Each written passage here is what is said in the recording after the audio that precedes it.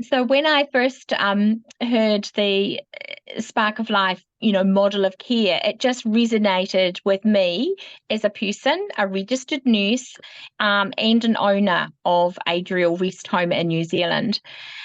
We are out in the country. We do a lot of things that you would normally do if the residents lived at home. And so with the Spark of Life, that's what our staff were able to learn and do with our residents. And they get invited every day to join in and assist with different chores around the home. They have chooks to feed, they have lambs to feed at the moment. Um, the gardener invites them out to help mow the lawns, do the garden. We even had a relative the other day ring up and say, could I bring my gardening gear and replant the raised gardens outside and invite some of the residents to come and help me? And I go, yes, that's just wonderful. That means that, relatives are coming to visit and they see the importance of meaningful activities, for our residents, and they are now inviting them to come and do that. And then she's going to come back every day and actually be in charge of like watering. And she's said, that she's going to invite the different residents to do that as well. And so that then just makes it a big family, and everybody just feels welcome. And by them doing that, the residents themselves, they want to get up in the morning, they're going outside, um, they get their exercise without sitting around in an exercise group and falling asleep, and it just keeps them really healthy. It's natural. They get their vitamin D from the sunshine, and just everybody's happier. Certainly don't need any sleeping medication at night to help people, go to sleep. They sleep really well because they've been really active during the day. Um, and the staff, they learn how to communicate, and they learn the correct words to say and give the residents simple choices, so that then it puts that independence back onto the resident themselves. They are able to make the choices and they feel truly listened to. And the time is actually taken, to just give them however long it might be, to dress themselves or go for a walk down for breakfast or meals, or even eat their meals, those types of things. So that in itself keeps all their muscles strong, and also, just gives them that good feeling that they've actually done something, and they're still able to do that. And so they keep that independence for as long as possible. And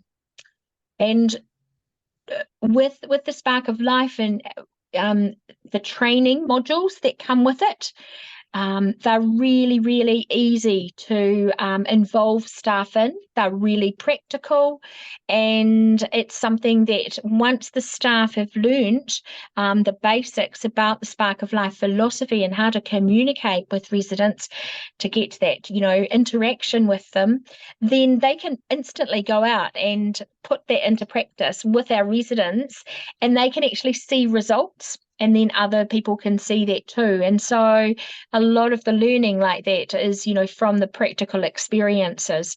And it just makes such a difference for our residents. And that's certainly picked up by external auditors. In New Zealand, we are audited by the Ministry of Health, and we've got health and disability standards that we're audited by. And there's a maximum of 4 years certification that you can get if you tick all the boxes and go beyond that, and do some continuous improvement as well. And we've been able to reach that.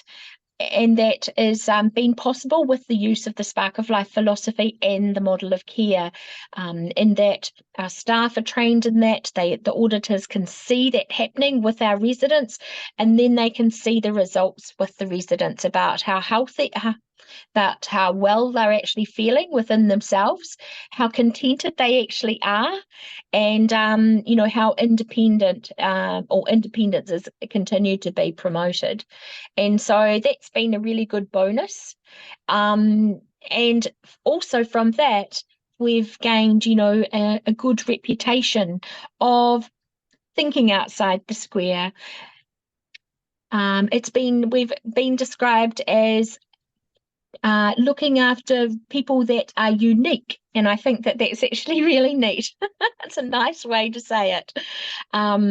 Those people basically with memory loss that just don't fit into the square necessarily, and a lot of it is they just require a bit more one-on-one input, and just someone really listening to them, genuinely listening, and then they know that, and that just makes such a difference to their behaviour.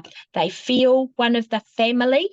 They have something that is useful and meaningful for them to do to help fill in their day, and they start looking forward to different staff doing different things with them, and they've actually become quite involved. And then behaviours that they may have exhibited when they come in, like pacing the fence, trying to climb out, trying to leave, hitting out at staff because the messages don't get through, all those kind of things, it does just, you will see them just dissolve away, really. And it's just in the way that, no medication does that. It's just the way that they're listened to, and they obviously feel happy and contented and their environment and the way that they've been listened to. And just lately, I've actually had quite a few inquiries, from the community, from the local community, for people inquiring about positions to work at Adriel as well, saying that we've heard that you give different care, that's how they describe it, and they've heard about the Spark of Life, and they've looked it up, online, and they are approaching us now, which is really neat. And they then come from a different perspective. They're not coming to care for aged, people, older people or people with memory loss. They're actually they're coming and they're saying, I really like that philosophy. It resonates with me. And these are my life skills. And would that be possible to learn something new, a new career, but they actually really want to put their life skills to use with our residents. And it's especially powerful when you've got lots of gentlemen or male residents, which we actually have as well. We're a farming background, and they like to be really active. They don't sit inside, do nothing. They'll just go to sleep in the chair and just slowly die, really. But our residents, they really enjoy that male companionship, and they can relate, to each other and also the staff, and then it just makes such a difference for their day. And that's what our reputation, is built on, and that's when we get referrals from, the older person's mental health, who assess all our people in New Zealand, as requiring specialised dementia care. So, yeah, that's us in a nutshell, really.